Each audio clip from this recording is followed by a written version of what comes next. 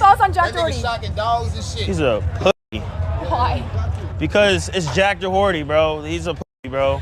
If he doesn't have no security, bro, he's pussy.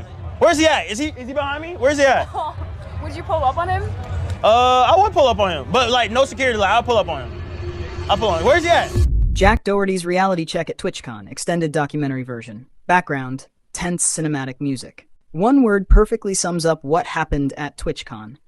Karma. Jack Doherty, the man who spent years trolling people online, belittling anyone who crossed his path and acting completely untouchable, finally faced reality in person. For years, Jack built his online persona around being the loudest, most obnoxious person in any room.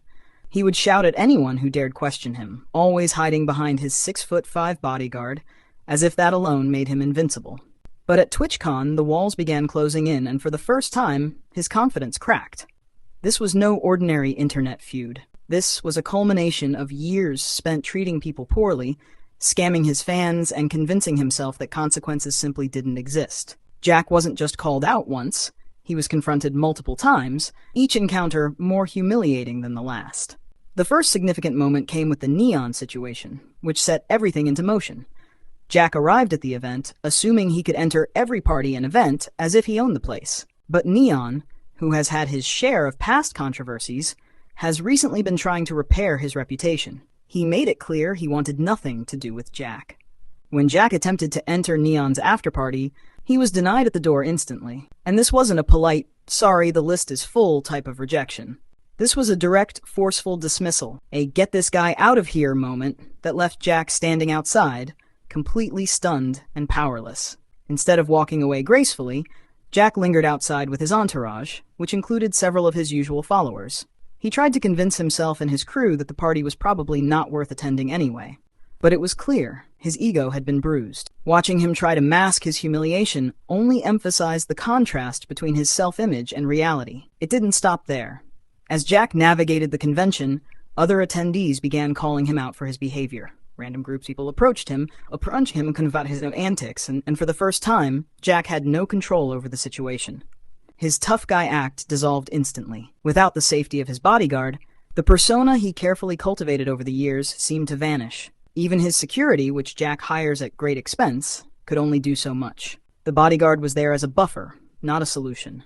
When reality hit, Jack's inability to defend himself became painfully obvious. His bravado relied on distance and intimidation, and the moment someone refused to be intimidated, Jack's act collapsed. The humiliation was compounded by confrontations around his past scams and controversies. Attendees directly addressed Jack's history of crypto scams, where he had promoted multiple meme coins to his audience and then profited at their expense. When confronted, he attempted to deflect, deny, or change the subject. The same pattern fans have criticized him for repeatedly. No accountability, no apology, just a desperate effort to regain control of the narrative. Throughout these events, the contrast was striking.